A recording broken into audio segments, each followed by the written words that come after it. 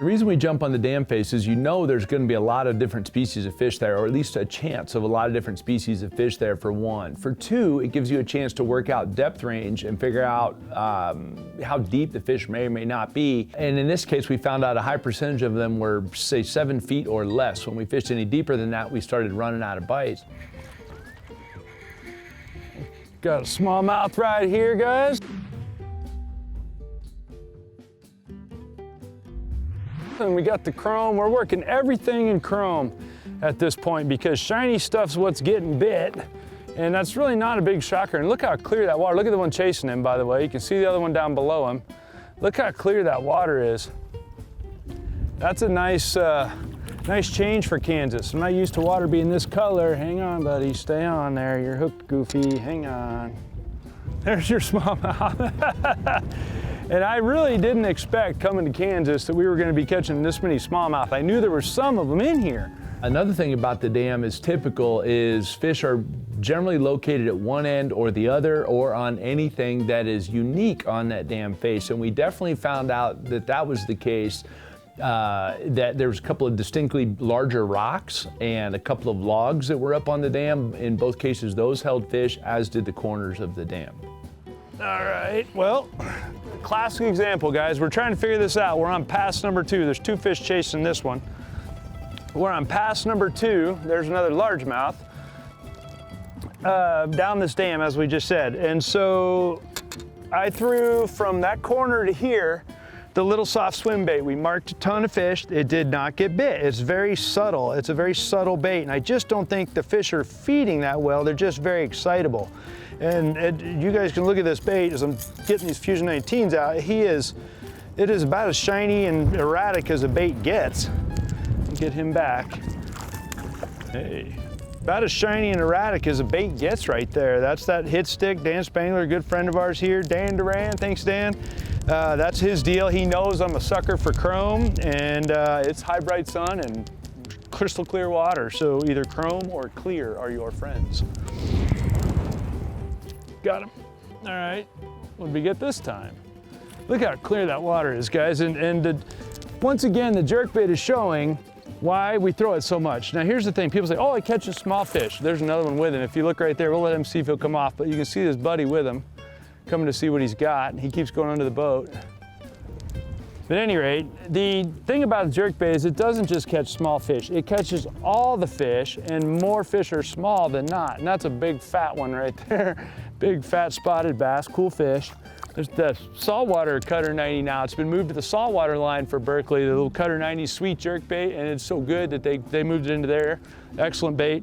I think it's indicative of dams in general that there were so many small or average fish on that dam face, because there's always a tremendous amount of food.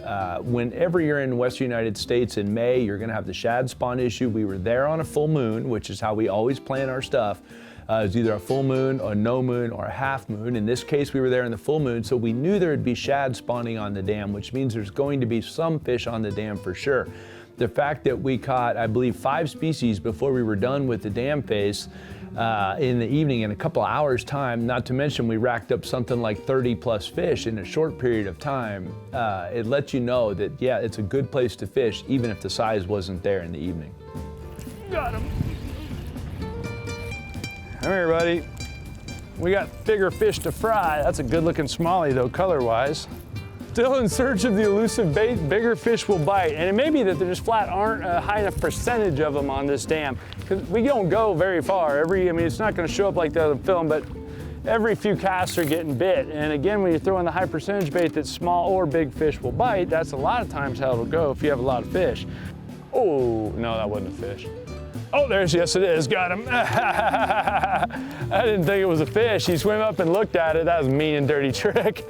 He swam up and looked at it, and I was like, oh, that's not a fish. And then as soon as he turned away, or what I thought I saw turned away, I yanked it one time, he spun around and stroked it. Talk about an ambitious fish. Look how chrome, I mean, that bait's nearly as big as he is, but that's why they get big in here, because the shad we keep seeing running up and down the dam are closer to the size of this jerkbait than anything else, so we'll see. Got him. There, feels like it might be a little better one. Nope. That's weird, because he felt bigger than that. Maybe just because the boat was drifting away from him. Okay, we got to do something different. We are basically an hour and a half in, almost 2 hours. You can see the wind is howling. So at this point, since we're gonna fish for a couple more days, we are going to go for a ride. So we've fished, like I said, an hour and a half. We caught a pile of fish. We haven't caught any big fish, but we've caught a pile of them and we've marked some others, and the wind's been blowing since we got here. So we'll see what tomorrow gives us, but I think our best bet is to spend at least a little bit of today this evening going looking. Since I haven't been here, camera guy hasn't been here, we don't know what we're getting into. Go look around, see what looks like might be promising so that we can start tomorrow and get after them. So that's our plan, last cast. The dam is kind of a problem solver. It's an information machine for you. It gives you an idea that the fish are biting, what species you're going to be dealing with, how deep those fish are going to be, and just to generally get a vibe on the lake in terms of temperature and water color and all of that. Got him. Seems like as good a spot as any to stop on one though. That's a decent fish too. See, he's like, no, don't leave me. This is why you never leave fish to find fish. No, but seriously, we'll consider this investing in our future for tomorrow. Oh, he's hooked on the head. Easy fish, come on in here. Interestingly, that's the only largemouth caught down this far down the dam. All the rest of them were caught at the other end of the dam. And this one was the only one down here, but that's okay. Even though I caught one, that's a sucker move to keep fishing them, going for a ride. When we were formulating our plan for the next day, it was, hey, let's go look for some pockets where fish might have spawned in. Hopefully it'll be calm in the morning and we can go look for stuff like that.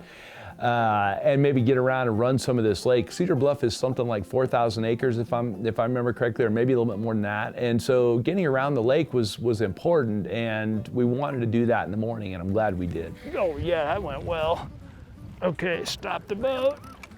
Okay, fish, stop the boat.